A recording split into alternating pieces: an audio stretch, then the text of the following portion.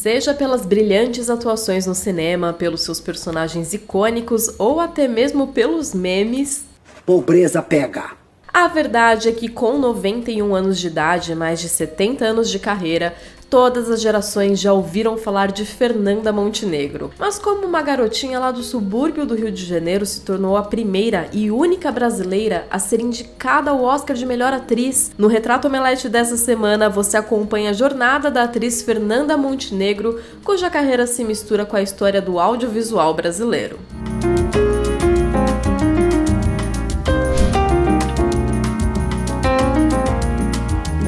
Mas antes de começar, deixa o seu like no vídeo, assina o canal e comenta qual é o próximo ator ou atriz nacional que você gostaria de ver por aqui. Em 1929, a história do cinema mudaria para sempre com a realização da primeira edição da maior cerimônia de premiação da sétima arte, o Oscar. E neste mesmo ano, numa coincidência digna de filmes, no dia 16 de outubro, nasceu Arlete Pinheiro Esteves da Silva. Arlete cresceu em um bairro chamado Campinho, no subúrbio do Rio de Janeiro, mas não no subúrbio como conhecemos hoje. Era em uma área rural com muito mais hortas e pomares, como ela relembra. Aos 8 anos de idade, Arlete colocou os pés em um palco pela primeira vez para estrelar um dramalhão chamado Os Dois Sargentos, no Teatro da Igreja.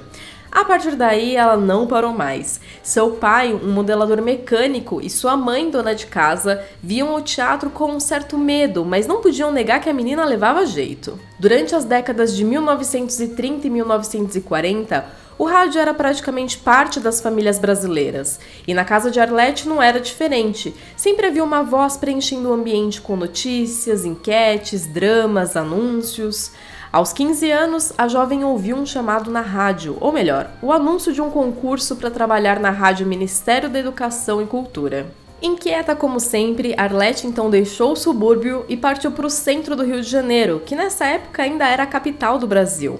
Ela chegou lá, leu um poema e foi embora, sem qualquer pretensão. 2 meses depois veio a notícia de que ela havia sido contratada. Em seus primeiros anos na rádio, ela trabalhou como escritora, locutora, atriz de radionovela, ainda tinha tempo para aprender francês e inglês e dar aulas de português para estrangeiros. Apesar disso, Arlete sentia que precisava ser mais, precisava de algo um pouco mais século XIX, mais clássico.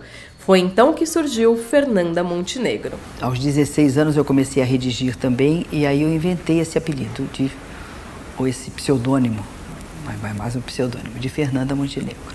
Segundo a própria atriz, o nome Fernanda possui uma sonoridade que remete aos personagens dos romances de Balzac ou Proust. Já o Montenegro veio de um médico que era amigo da família, tido como operador de milagres, mas que, curiosamente, ela nunca chegou a conhecer. Em 1940, Fernanda interpretou seu primeiro papel em uma radionovela, na peça Sim, a Moça Chorou, de Hernani Fornari. Ela trabalhou por 10 anos na rádio e, apesar de nunca ter feito ensino superior, ela considera que a rádio foi a sua universidade. No final da década, Fernanda Montenegro começa a se aventurar em alguns grupos amadores de teatro e acaba chamando a atenção da produtora Maria Jacinta, que a convida para fazer a peça Alegres Canções nas Montanhas, em 1950, com direção de Esther Leão no Teatro Copacabana. Em mais uma coincidência do destino, ou não, Fernanda ficou com um papel que 10 anos antes havia sido de Cacilda Becker, uma das personalidades mais importantes dos teatros brasileiros até hoje. Uma honra que só não foi maior porque a peça foi um fracasso e ficou apenas 8 dias em cartaz.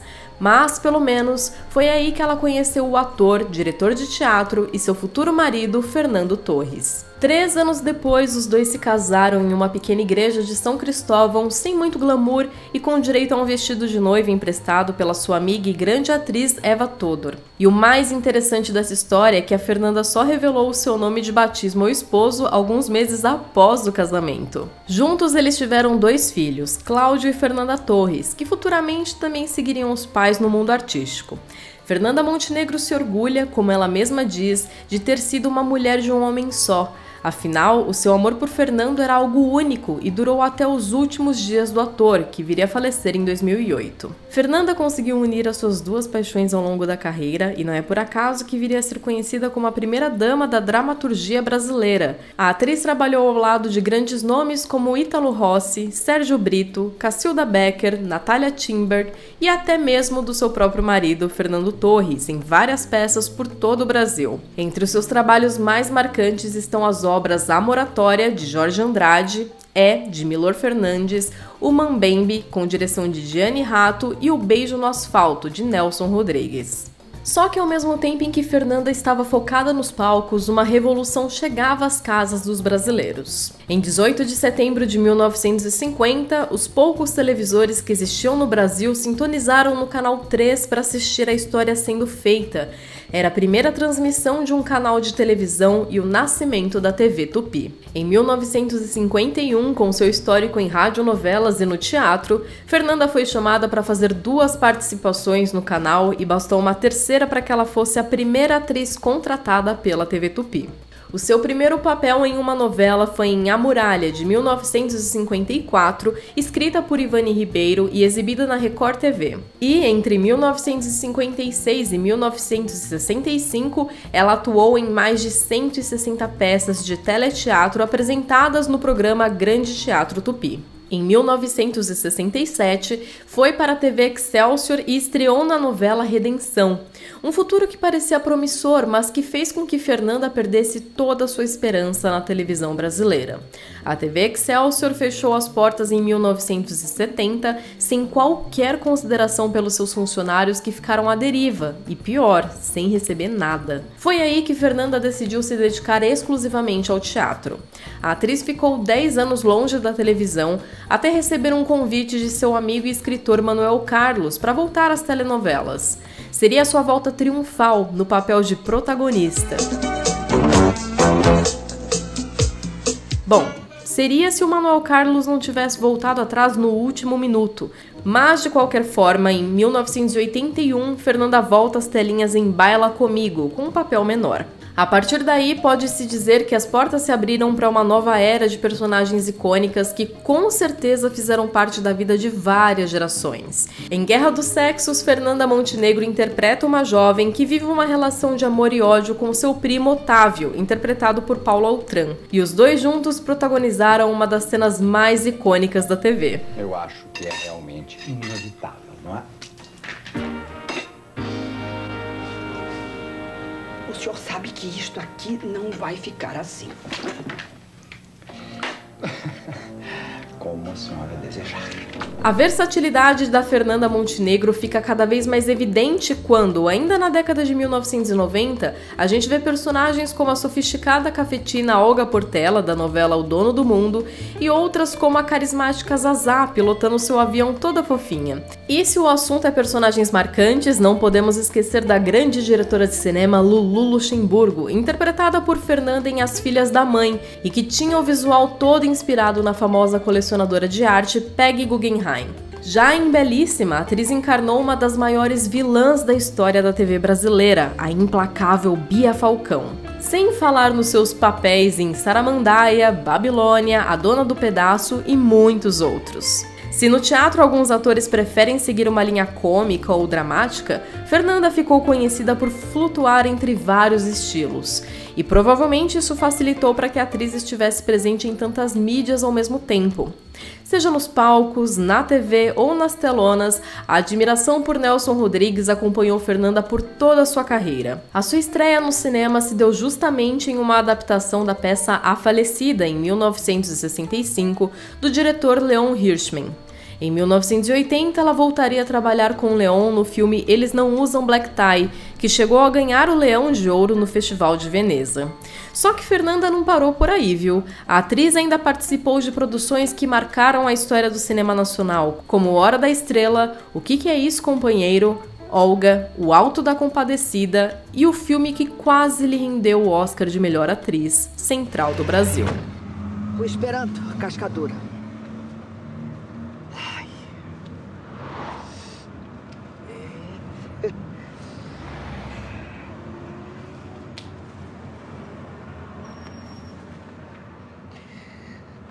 motorista, eu mudei de ideia. Quando o diretor de cinema Walter Salles apresentou o primeiro roteiro de Central do Brasil para Fernanda Montenegro, ela achou simples, porém lindo, o que foi mais do que suficiente. Eles começaram a rodar em 1996 com uma equipe pequena e as filmagens seguiram quase que em segredo até o lançamento do filme, em 1998. Mas mal sabiam que essa discreta produção iria mudar a história do cinema brasileiro. O filme teve uma boa recepção, apesar de ter disputado a bilheteria com Titanic e O Homem da Máscara de Ferro, que ocupavam mais ou menos 80% das salas de cinema no Brasil inteiro. Mesmo assim, Central do Brasil conseguiu atingir a marca de 1.300.000 espectadores.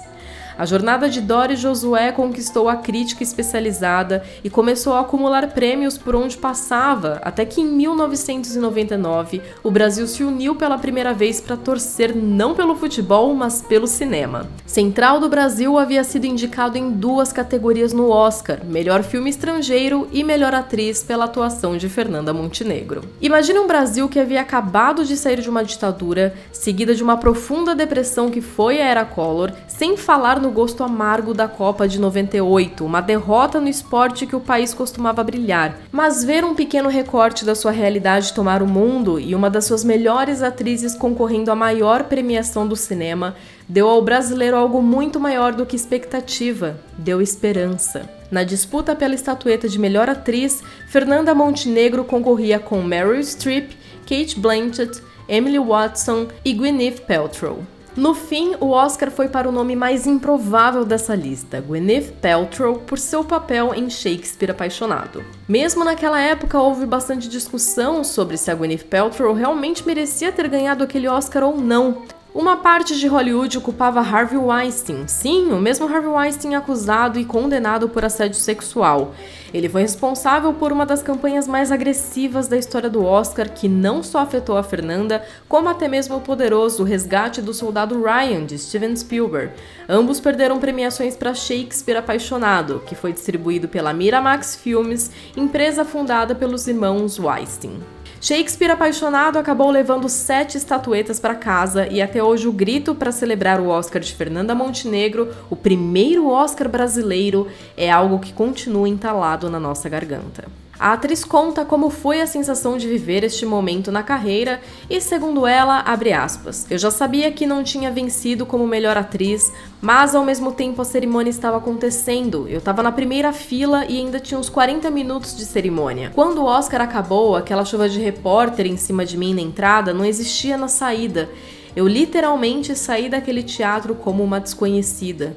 Eu senti uma fome imensa, fome mesmo, eu queria comer um búfalo até não poder mais de tanta fome.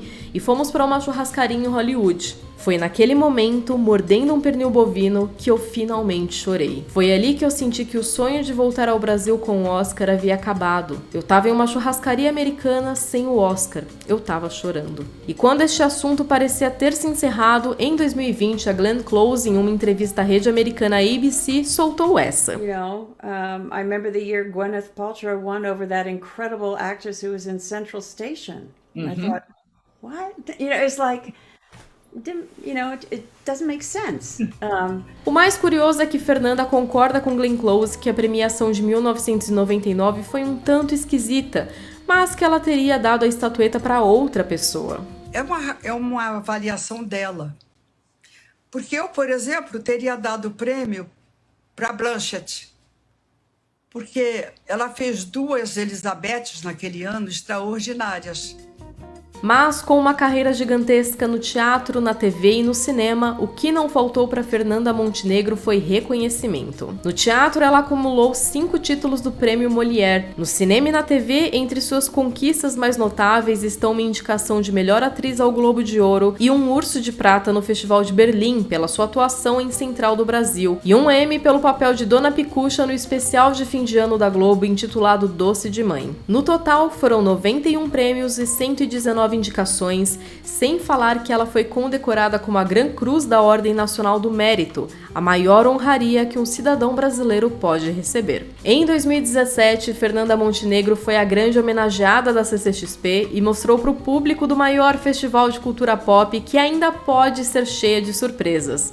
Ela se declarou uma verdadeira nerd, fã de Flash Gordon, Fantasma, Dick Tracy, Príncipe Submarino e Jeca Tatu. E se você achava que a Fernanda Montenegro já havia feito de tudo, no ano passado ela marcou a sua estreia nos serviços de streaming. Mesmo em plena pandemia, a atriz gravou durante 4 meses a série Amor e Sorte, ao lado de sua filha Fernanda Torres. Aliás, toda a produção foi em família. Quem dirigiu a série foi Andrusha Weddington, marido de Fernanda Torres, com a ajuda de seu filho e enteado de Fernanda, Pedro Weddington. E a parte do som ficou com Joaquim Weddington, que é o filho do casal. E essa não foi a única vez que a produção se manteve em família. Ainda em 2020, mãe e filha dividiram a tela do filme Gilda, Lúcia e o Bode, com direção de Andrusha e Pedro Weddington, e a participação de Joaquim Weddington no elenco. Hoje, aos 91 anos de idade, Fernanda Montenegro ainda mantém acesa sua paixão pela dramaturgia e se preocupa com o futuro, porque, segundo ela mesma, sem cultura não existe país.